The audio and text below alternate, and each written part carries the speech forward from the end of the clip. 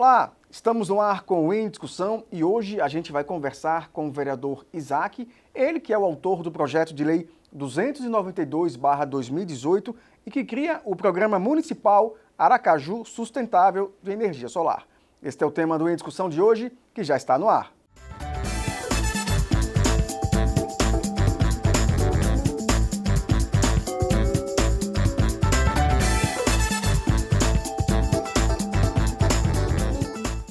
Recebendo hoje a visita do vereador Isaac, a gente vai falar sobre energia limpa, sobre energia solar.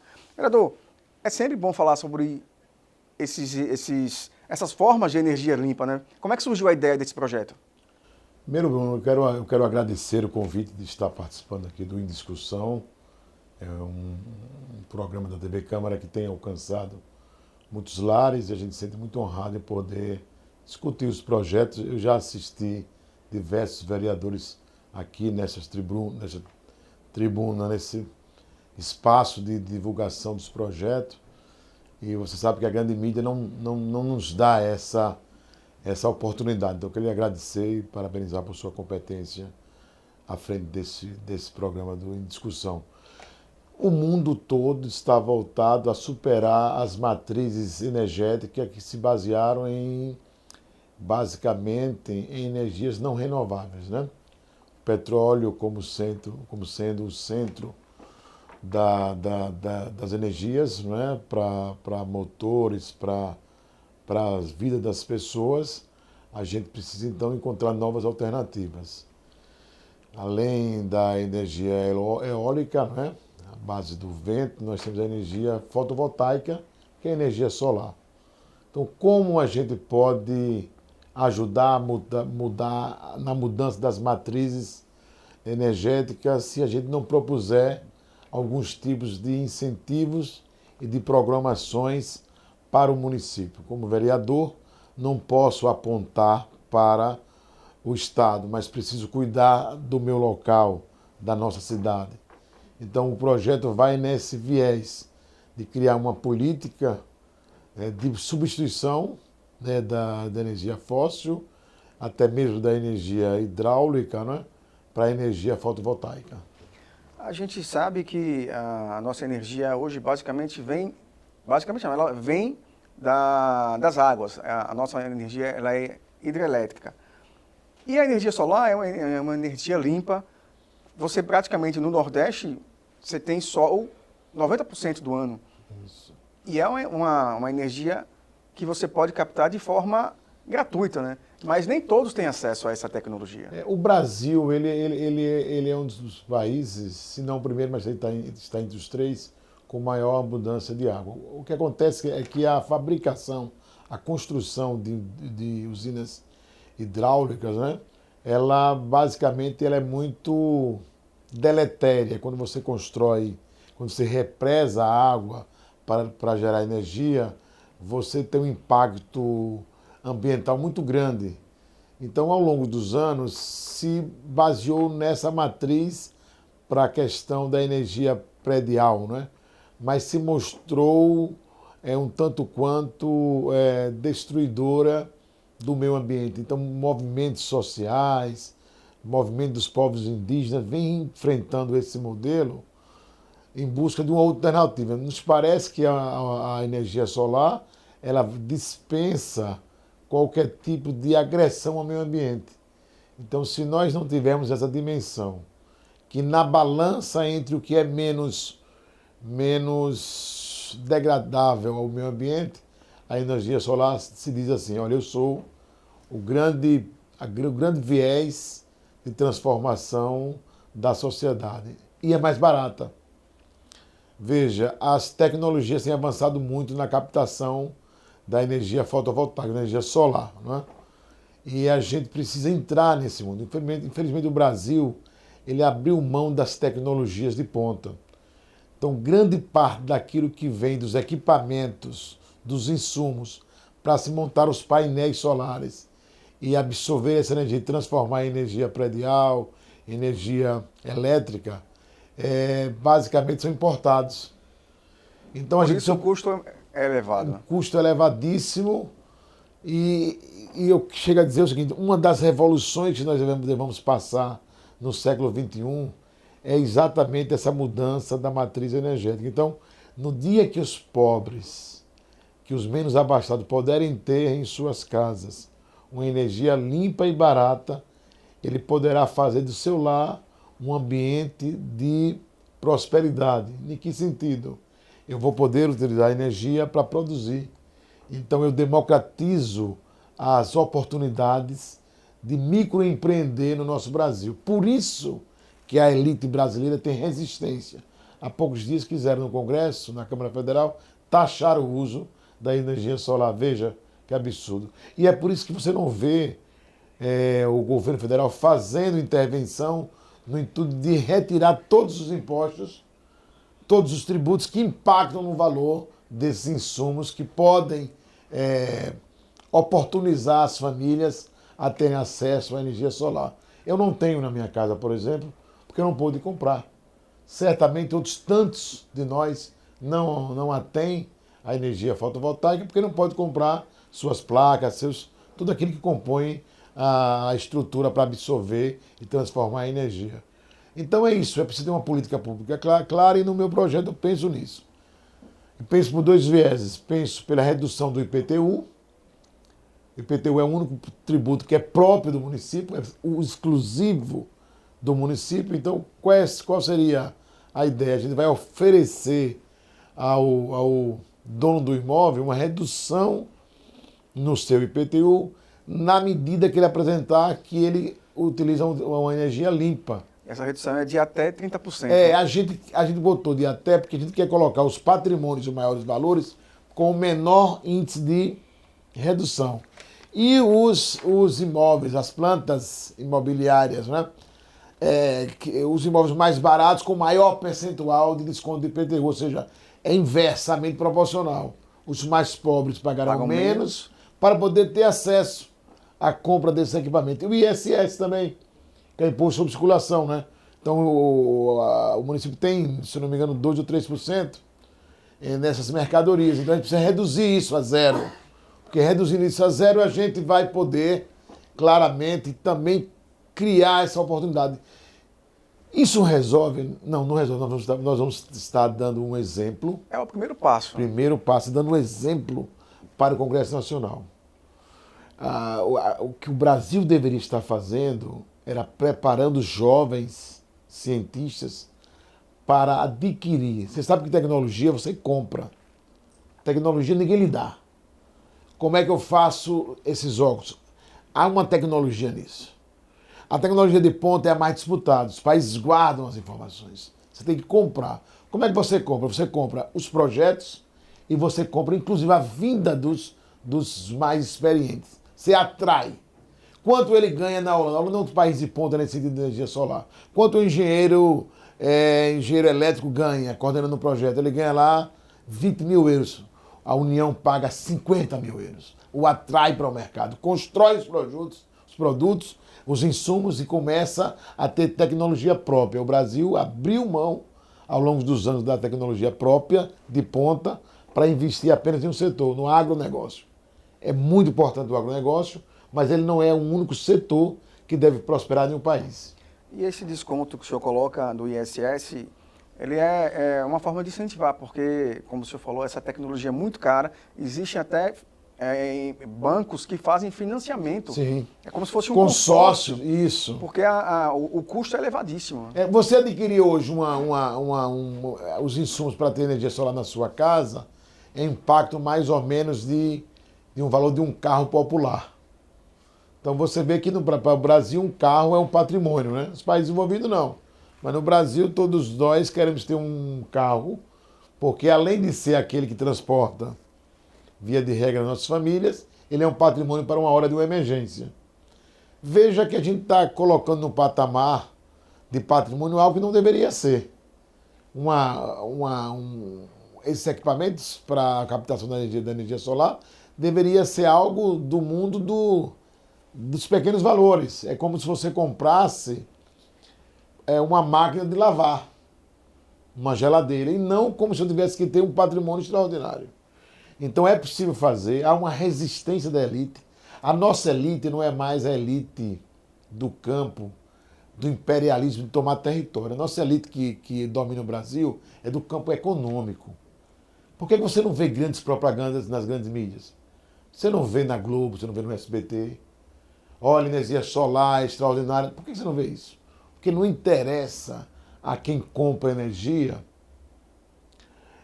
hidráulica, por exemplo. Você sabe que tem leilões. Os leilões vendem. Nós temos aqui em Estância e mais 3 municípios que não utilizam a energia da Energisa, que é uma empresa privada. A Energisa, ela compra os lotes de energia produzida pelas diversas hidrelétricas do Brasil, Chesf e tal. Muito bem.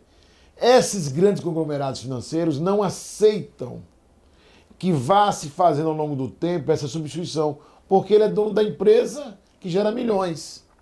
Ele vai perder receita, né? E perceba que você não tem a participação dessas empresas nesse negócio. Por que é que a nossa grande empresa aqui, a Energisa, não se excluiu, não entrou, não participa da confecção, da construção desses materiais para a captação da energia solar? Porque não interessa a mudança da matriz. Então nós que somos parlamentares estamos aqui a serviço do povo. Eu que não fui eleito, modéstia à parte, por grupo financeiro nenhum, tenho o dever de criar políticas que incentivem a mudança da matriz energética, as mudanças, não é, das matrizes energéticas. Portanto, eu acho que esse projeto ele não é extraordinário, mas ele ele puxa a bochecha de quem administra nosso Estado. Estamos conversando com o vereador Isaac, ele que é o autor do projeto de lei 292/2018, que cria o Programa Municipal de Aracaju Sustentável e Energia Solar. Vereador, a energia solar ela é tão interessante que as pessoas que já têm esse tipo de tecnologia em casa, usam na sua residência e muitas vezes o que sobra vende para a própria Energisa que distribui na rede. Vendia. Não vende mais? Não vende mais. O sistema percebeu que estava sendo destruído por dentro. Você pode agora acumular. Você produziu tantos quilowatts de energia e você só produziu 300 quilowatts, você só utilizou 200. Você tem 100 guardado para você. Se em um dado momento você precisar de utilizar mais, você não será cobrado porque você tem uma reserva. As empresas não estão comprando mais. Entendi. Por quê? Porque ela percebeu que estava financiando, o que eu falei anteriormente, a mudança da matriz energética. Nós temos um país que, infelizmente, ele não está voltado para atender ao seu povo. Ele ainda é um país que está com os olhos voltados para a elite. A elite não permanece no poder, não é pelo voto apenas. A elite permanece no poder pela consideração de renda. Nós, no Brasil, agora na pandemia, na verdade, o mundo, a cada 48 horas, produzia um bilionário. Um novo bilionário. Ele era milionário, passou a ser bilionário. A pandemia, que seria um instrumento em tese, de uma mudança nesse modelo capitalista, ela se mostrou pior para as classes menos abastadas. O aumento da inflação, você percebe que o aumento da inflação empobreceu as famílias, porque o salário perdeu o poder de compra. Então nós temos hoje um país endividado, um país de muitos pobres e miseráveis, 20 milhões, e um país onde nós temos no Brasil 8 trilhões e nós temos 4 trilhões e 800 bilhões de recursos. É o que a União tem para poder distribuir. E nós temos 25 bilhões de investimento efetivamente nas áreas sociais. Vejam quanto do recurso que nós produzimos de riqueza se dissipa sem chegar até os pobres. Sem habitação, nós não temos programa nenhum de habitação. Por que eu estou dizendo isso? Estou dizendo que se desmontou a ideia de que uma nação precisava ser... O país parou de crescer. A indústria brasileira, ela já foi a maior construtora de riqueza para a nação. Hoje é o agronegócio. O agronegócio emprega muito menos que a indústria. Então nós estamos a passos largos voltando para a década de 60, 50, 60 de um país agrário querendo se tornar um país industrial. O que seria um contrassenso, porque na década de 80, 90 até meados de 90, nós disputávamos com a China em crescimento. Chegamos a crescer 9%. O Brasil tem uma previsão de crescer, próximo ano, 0,1%. Porque a gente não investe exatamente na produção. Energia solar é símbolo de produção das famílias, dos grupos, das cidades, dos estados poderem produzir mais. Por que é que eu não consigo criar a piscicultura? Uma das questões da piscicultura é o alimento do peixe, que está importado, boa parte, e o custo da energia. Então, se você tem uma energia mais barata e acessível a todos, você tem um país voltando a engrenar, não é, na sua capacidade de crescimento. Então, esse assunto vai estar dominando o mundo inteiro. Desculpe me demorar tanto nas respostas. Não, mas é porque ele vai tomando a nossa mente. Veja, a Alemanha disse que até 2050 zera as energias fósseis. Não é? Carvão para energia zera. E quer zerar os carros também que sejam à base de petróleo, né? Que é a gasolina, diesel. Diesel já está quase zerado lá. O contrário do Brasil. Você vai comprar um carro, você queria que ele fosse a diesel, né? Que até diz que ele é mais barato. Lá diesel está repugnado. Porque polui demais. Então eles querem mudar essa matriz. Então os carros elétricos, tanto é que um grande milionário do mundo, agora me fala até o nome aí. Elon Musk. Elon Musk, qual é a área dele? Carros elétricos. Ele pegou esse filão e... Então na Alemanha até 2050, carros todos elétricos. Nas casas, energia solar. Tá certo? Porque preciso compreender uma parte mais científica dessa questão da energia solar. Ela absorve o calor. Né? Então, mesmo em países frios, por incrível que pareça, ela consegue pegar o calor produzido pelo gelo, que parece... Sabe que o gelo queima, não é? Isso. Então ele também emite calor. Parece um contrassenso. E produzir em longa escala, em larga escala. Então, eles facilitam o acesso. O que o governo precisa fazer aqui é dizer, meu irmão, deixa eu te falar uma coisa, sua casa gasta quanto? A média de uma casa simples é R$200. R$200. Você gasta R$200. O que é preciso para que você não pague mais R$200? Eu preciso X placas. Em quanto tempo você paga isso? Em 5 anos. Então eu ponho R$200 para você pagar a um banco e você mesmo vai custear a sua energia solar depois de 5 anos, 3, 4 anos. Você tem energia solar, energia na sua casa de graça. Ela mesma vai se pagar. Porque esse material dura de 15 a 20 anos, funciona muito bem. Então, tem que entrar com incentivos, né? E a administração, uma coisa importante aqui, tem que dar exemplo. A nossa prefeitura de Aracaju não tem nenhuma política de mudança de matriz. A sede da prefeitura, ela é toda baseada na energia elétrica hidráulica. Convencional, né? Convencional. Então, alguns jogos daqui já começaram, Tribunal de Contas já começou a colocar placa solar, então tem que dar exemplos, né? É energia limpa, é construindo um mundo para os que vão vir, para nós, mas para os que vão vir. Então, a Câmara precisa fazer isso, dar um exemplo. Nossa energia também é tradicional. Por que a Câmara não compra as placas? Para que essa nossa energia seja limpa, mais barata. Para que esse recurso possa se tornar em outras ações da Câmara. Estou dizendo isso porque a gente está, infelizmente, a passo de tartaruga, quando o mundo está, a Europa especialmente, está focada. E você está vendo a guerra com a Ucrânia, né? Isso do gás e tudo mais. Mas é isso. Agora, vereador, como é que se rompe essa barreira elitista e transforma a energia solar de uma forma popular? Como vencer essa barreira? A política é o caminho das transformações. É comum você ver nos programas, na grande mídia, uma deteriorização da imagem política. Isso é intencional. Compete aos grandes grupos econômicos desconstruir a imagem do político. Por quê? Porque todas as vezes que você fragiliza a classe política e ela tem um monte de contradições e corrupções e você não separa o joio do trigo, você iguala por baixo, você impede que os bens intencionados tenham acesso ao poder. Então, quem tem assumido os cargos públicos de maior vulto, que é a Câmara Federal e o Senado, via de regras, são os mais poderosos. E os mais poderosos têm um acordo com aqueles que o fizeram poderosos. Então, você tem no Senado pessoas ligadas a essa área que nós falamos aqui, a compra e venda de energia hidráulica. E você tem na Câmara uma grande maioria que não está voltada para essa questão porque tem outros interesses. Se não for pela política, não haverá transformação. Porque quem destina os recursos da União são os políticos. O orçamento vai para a Câmara Federal e para o Senado. Se ali não houver a mão, eu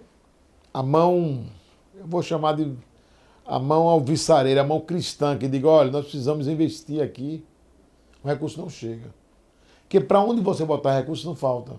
A questão é quais são as questões centrais que podem mudar a pirâmide social desse país. Cesta básica não muda, meu irmão. Cesta básica é bom, mas acaba. Você tem que mudar é aquilo que gera a produção. O nosso povo se afastou da ideia de serem co-participante da riqueza desse país. A propaganda é agro é tudo. Agro não é tudo, porque se agro fosse tudo, nós tínhamos um país mais rico do mundo. Nós somos o maior exportador de grão do mundo. O Brasil é o maior exportador de grão do mundo, de grãos do mundo. E o Brasil é um país que tem hoje 1 quilo de feijão a R$9, meu irmão. É uma incoerência 1 quilo muito de feijão grande. aqui é mais caro do que na Europa. Você pegando €1 e transformando em real, dá R$6,50 mais ou menos.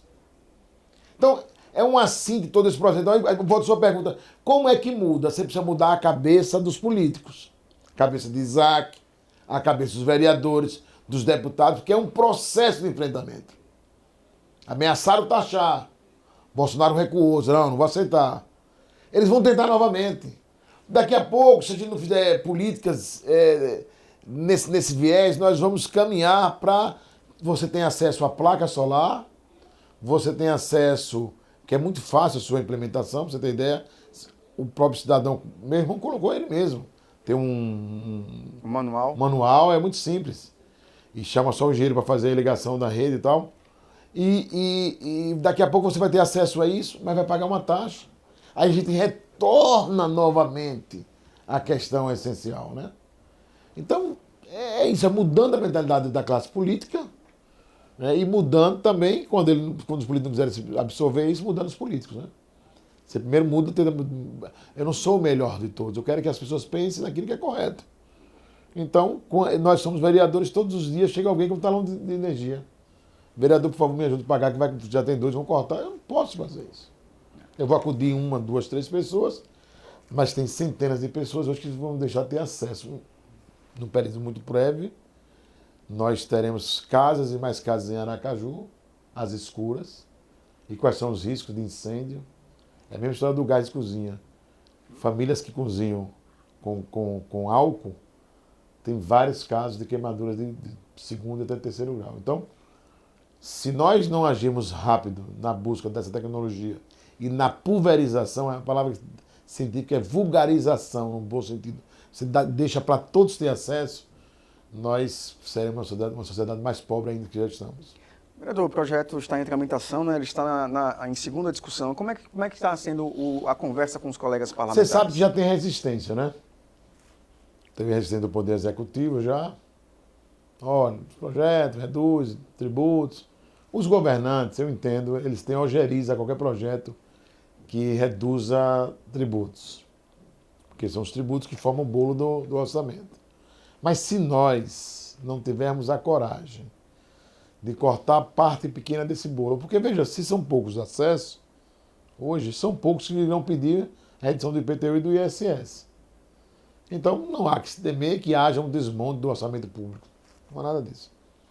O acesso a esse tipo de bem é, como nós já colocamos aqui, é alto, é caro, custa. Então, nós não teremos nem 5% dos nossos imóveis com essa capacidade de ter a energia fotovoltaica, a energia solar. Mas a resistência é por princípio. corta orçamento, não pode, vai tirar da onde e tal. Nós vamos insistir.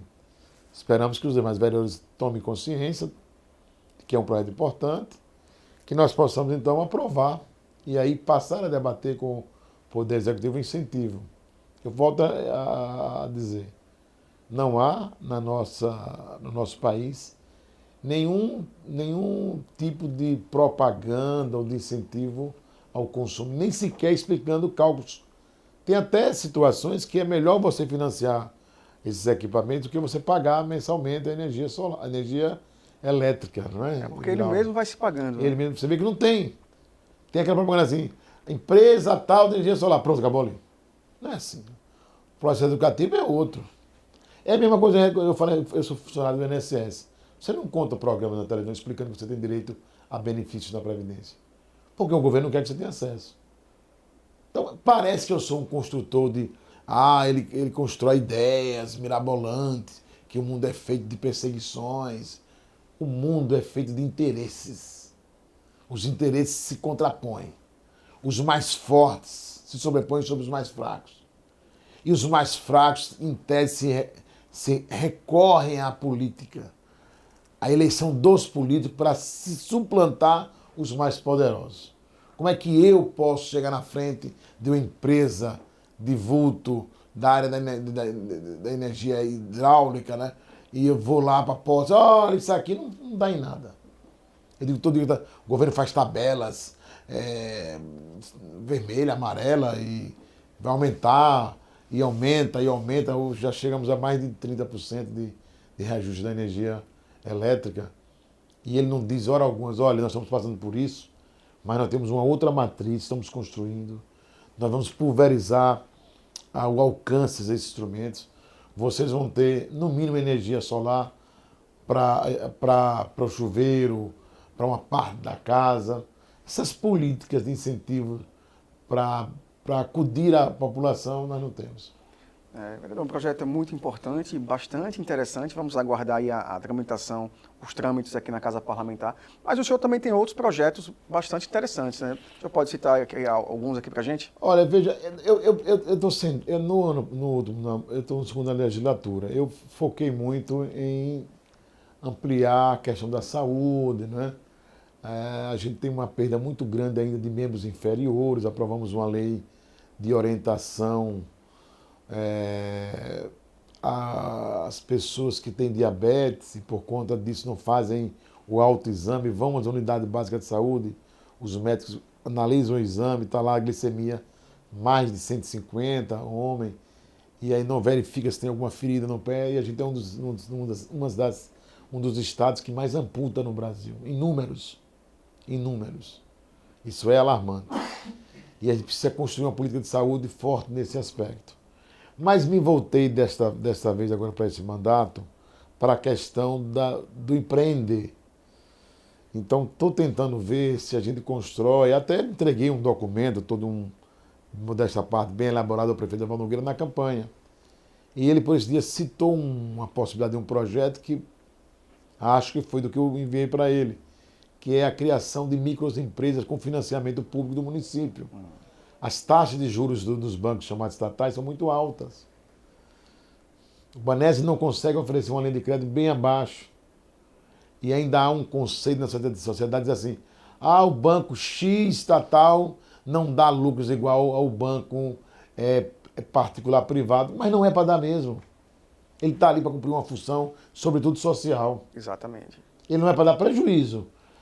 Faz o balanço, aí diz, o Banesp teve tantos milhões. E o Bradesco aqui no estado teve o dobro.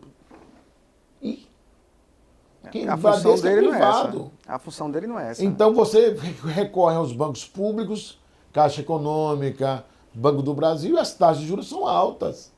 Então você não incentiva, além de ter um arcabouço de restrição ao acesso ao crédito extraordinário. Você chega lá, o cara só pode perguntar o nome do seu bisavô. Se seu bisavô devia. Então é tudo montado para que você não tenha acesso ao crédito. E quando você tem, você não pode pagar. Aí você pega 20 mil para abrir um micronegócio, não consegue pagar porque a taxa de juros é muito alta, você se endivida e está fora do mercado. Então são milhões de brasileiros que estão fora do mercado de trabalho, do empreendedorismo, porque seus nomes estão no SPC e Serasa. Aí as pessoas pensam que eles são pessoas que foram decidiosos, mau caráter, quiseram pagar. Não. O juro é escorchante no Brasil. É a maior isso que o Brasil tem no cartão de crédito. Está entre a segunda maior taxa do mundo. Enquanto aqui a gente cobra 30% ao ano, nos Estados Unidos chega a 4% ao ano. A diferença é muito grande. grande. É muito grande. Os cartões de crédito amam o Brasil. Você atrasa a fatura e um dia eles aplicam 10%, 9,5% de juros na fatura. Todo mundo sabe aqui. Turma da produção já passaram por isso. Vê esse cartão, por que não sai correndo? Porque se for R$100, no dia dá 109. Por um dia de atraso. Então, e eles gracejam aqui porque há uma cumplicidade da elite econômica e política que não reverte esse processo. Então, precisamos ter no orçamento do município, ter um recurso para financiar, eu chamo de nanoempresas, menor do que micro. Às vezes, com uma máquina de costurar, eu consigo produzir e sair da miséria, porque o nosso país está indo os brasileiros estão indo para a miserabilidade. É não ter o que comer, meu irmão. É não ter, antigamente, não ter o que comer, é não ter nem um arroz, nem um feijão, é não ter um pedaço de frango para comer. Porque ele não tem renda para passar um mês mais. Então é isso que a gente está dizendo. Assim, aí, um dos projetos é que eu estou muito focado nisso, e o prefeito Edivaldo soltou que poderá fazer uma movimentação nesse sentido. Eu acho necessário. Eu disse isso a ele. Disse, prefeito, tem um momento que nós temos que ultrapassar as barreiras. A tese central é os bancos públicos financiariam isso. Não fazem e parece que não o farão. Porque a grande mídia construiu nossa cabeça. Olha, veja. Oh, meu Deus do céu. A Petrobras teve 44 bilhões em 3 meses de lucro. Números muito altos. A quem interessa isso? Os acionistas minoritários. A gente não consegue reduzir o preço do combustível. Por quê? Porque os microacionistas, micro entre aspas, que já se tornaram internamente maioria, pela política da Petrobras, não reduz. A Petrobras tem 44 bilhões e a empresa divulga. A Petrobras bate recorde de arrecadação. E o pobre sindicato diz, oh, coisa boa. Meu irmão, ele bateu o recorde nas suas costas, cobrando a 8 a 9 reais de combustível. Então, até nesse sentido, essa mudança da matriz energética, no futuro, veja que eu não falei de carro elétrico aqui, sabe por quê? Porque eu não posso ter, você não pode ter, eu sou vereador. Muito caro. E um assalariado pode ter um carro elétrico? Eles não querem não, por isso que é caro, se for botar ele não vai consumir mais a cadeia. Ele vai deixar de comprar o carro movido a energia fóssil, ou seja, a gasolina, ou a diesel, já quebra um setor deles. Aí vem para o outro. O setor elétrico. Não, e a gente? Como é? Que ele vai para energia solar. Aí vem. É uma cadeia que fica resistindo, e a gente no meio desse turbilhão. Mas a gente tem que enfrentar. Olha, o homem ou a mulher, quando fala assim, o ser humano que para de sonhar, enfrentar as injustiças, já pecou. Porque Jesus falou, bem-aventurado aqueles que têm fome e sede de justiça. Então você já não é mais um bem-aventurado, você é um desgraçado. Você está sem a graça de Deus. Então se você for cristão, saiba de uma coisa. O cristão não pode nunca pregar desilusão. Ele tem que pregar esperança e a sede por justiça. É nisso que eu pauto o meu mandato. Vereador, também tem a criação de uma comenda, né? Isso. Enfermeira Maria José Figueroa. Basicamente, não é que ela é a primeira enfermeira, mas a história dela é muito extraordinária. Ela é aracajuana e ela se forma em uma faculdade do Rio de Janeiro, na cidade da Guanabara, chamada Estado da Guanabara. E volta na década de 60 para 68, se não me engano, para Aracaju, e começa a exercer a sua atividade. Uma figura extraordinária, foi para a cirurgia, coordenou todo o processo de recebimento, de cuidado com os pacientes. Ela também foi professora da Universidade Federal de Sergipe, atuou também na assessoria da saúde do Estado e ela foi assassinada. E nós criamos essa comenda porque há muitos cidadãos aracajuanos que fizeram história, mas estão escondidos. Porque a história que nós temos hoje é a história da elite. Os grandes nomes, né? A gente não tem a história das grandes personalidades, mas que não são do mundo das grandes famílias, né? Vejam os nomes dos nossos patrimônios, quem são aqueles que dão os nomes, via de regra. São ex-governadores, ex-ministros, são famílias geralmente mais abastadas. Né? Mas essa mulher, eu fiquei muito feliz que aprovamos a urgência, devemos votar na próxima semana. Mas já nos antecipamos, que temos conversado com os vereadores e vereadoras, e na última segunda-feira houve aqui uma sessão especial, belíssima, com o Conselho Estadual de Saúde, com o Conselho, com o Corém, com os sindicatos de enfermeiros, com as diversas, com parteiras, com técnicos de enfermagem, com a turma do SAMU. A turma, vou chamar de turma, que eu gosto dessa palavra. A turma boa que faz a saúde do nosso estado. Nós homenageamos do mais simples ao coordenador, à coordenadora do SAMU. Por que fizemos isso? Porque as homenagens têm que ser feitas em vida. São essas pessoas. Exemplo do SAMU. O SAMU presta um serviço extraordinário. Uma certa vez, Belivaldo pensou em privatizar. Eu me virei no raio aqui dentro. A gente fez um movimento forte e dizendo que tinha que investir no SAMU, tinha que